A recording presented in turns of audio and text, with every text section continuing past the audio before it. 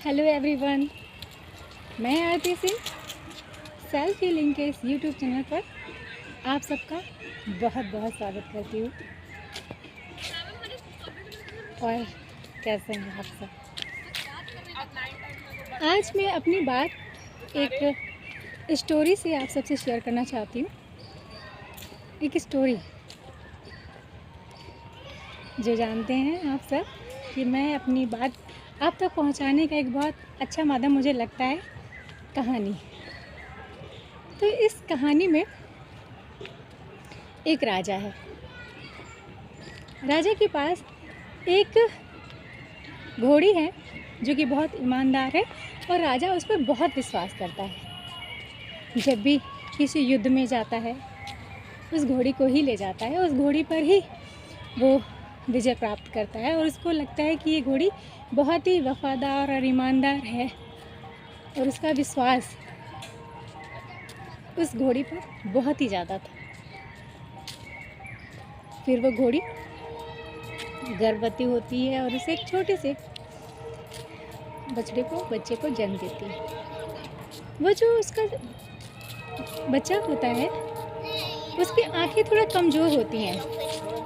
शरीर से वो बहुत ही हष्ट पुष्ट होता है, लेकिन उसकी जो आंखें हैं वो थोड़ा कमज़ोर होती हैं। जब वो बच्चा थोड़ा बड़ा होता है तो अपनी माँ से पूछता है, माँ मेरी आंखें क्यों कमज़ोर हैं? मेरा शरीर तो देखिए बिल्कुल सही है, मैं हष्ट पुष्ट हूँ हर तरह से, लेकिन मेरी आंखें इतनी क्यों कमज़ोर हैं? मुझे देखने में क्यों इतनी दिक्कत होती है? तो उस घोड़ी ने समझाया कि बेटा, एक बार जब राजा मेरी सवारी कर रहे थे तो राजा युद्ध में जब मुझे ले जा रहे थे तो राजा ने जब एक युद्ध के दौरान उनको जब बहुत तेज दौड़ना था तो उन्होंने मुझे एक कोड़ा मार दिया था और वो कोड़ा शायद तुम्हारी आँखों के ऊपर पड़ा और तुम्हारी आँखें कमज़ोर हो गई। तो वो बहुत ही अंदर से गुस्से से भर गया। उसे लगा कि शायद राजा की वजह से ही उसकी आंखें कमज़ोर हो गई। तो उसने कहा, माँ मैं राजा को अब छोड़ूंगा नहीं, मुझे बहुत क्रोध आ रहा है और मेरी राजा की वजह से ही मेरी आंखें ख़राब हैं। कितना अच्छा होता मेरी आंखें अच्छी होती, लेकिन राजा की वजह से आज मैं देख नहीं पा रहा हूँ। और बहुत गुस्से से और क्रोध से वो भर गया। तब उसकी माँ ने समझाया कि बेटा, तुम एक कमी तो देख रहे हो कि तुम्हारी आंखें थोड़ा कमज़ोर हैं, लेकिन इसका दूसरा पहलू भी तो देखो कि तुम्हारा शरीर कितना हष्ट और पुष्ट है। तुम कितने बलवान हो शारीरिक रूप से और मानसिक रूप से भी तुम काफ़ी चतुर हो। लेकिन उस बच्चे का तो क्रोध शांति होने का नाम नहीं ले रहा था। वो बहुत ही अंदर से क्रोध से उस समय भरा हुआ था, क्योंकि वो सिर्फ उस समय अपनी कमज़ोरी देख पा रहा था, ना कि अपनी ताकत। फिर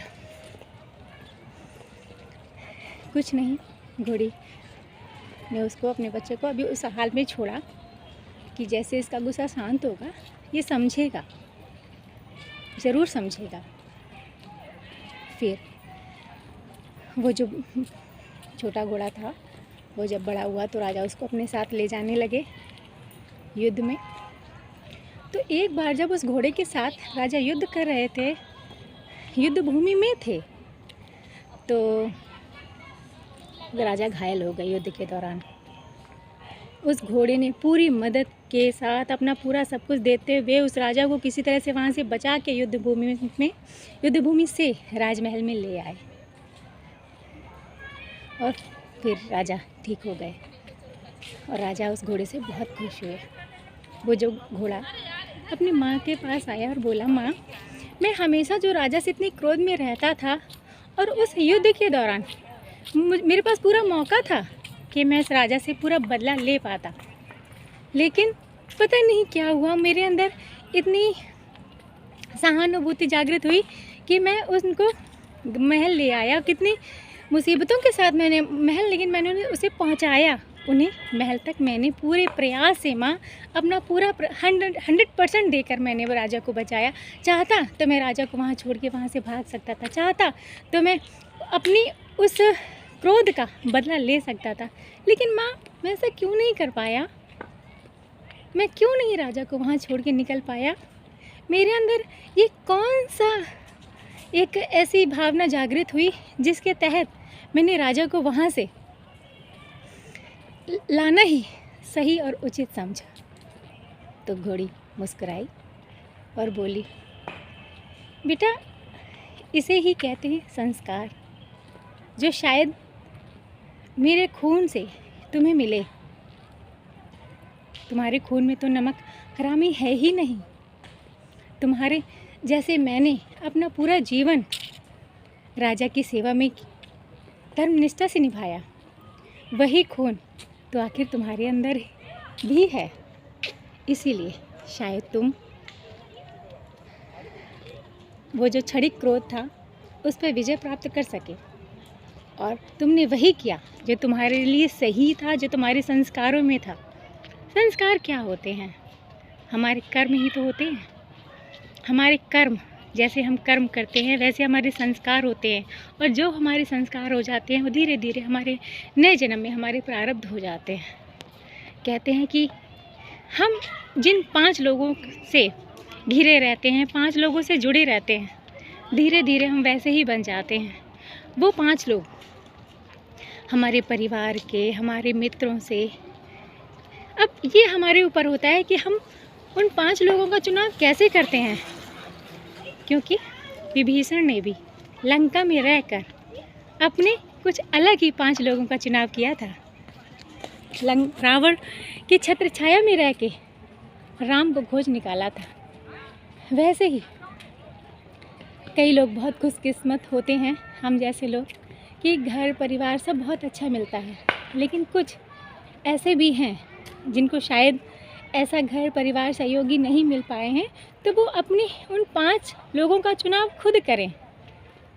आजकल तो हमको कहते हैं ना, ऐसे ऐसे माध्यम हैं जिनके माध्यम से हम बड़े बड़े लोगों से जुड़ सकते हैं, अपना उनको साथी बना सकते हैं, अपना साथी बना सकते हैं, अपनी पसंद के लोगों को, सद्गुरु और ओशो जैसे लोगों को, संदीप माहेश्वरी जी जैसे लोगों को, ब्रह्म कुमारी से डॉक्टर शिवानी दीदी जैसे लोगों को।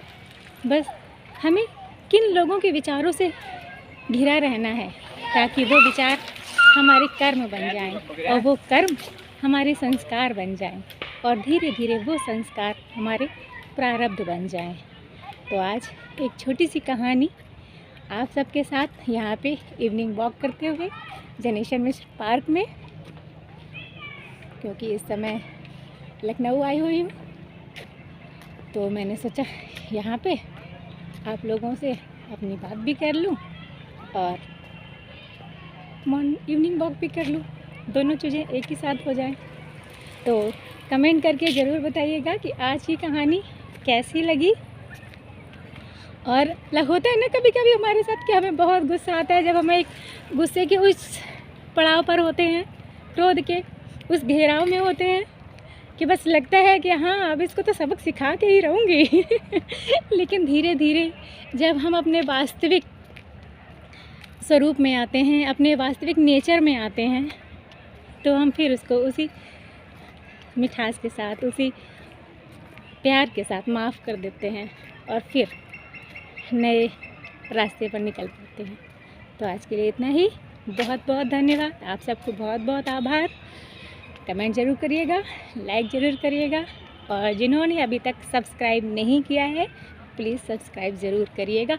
आप सबके प्यार से ही, मोटिवेशन से ही मुझे ये सब करने की प्रेरणा मिलती है। कहते हैं ना,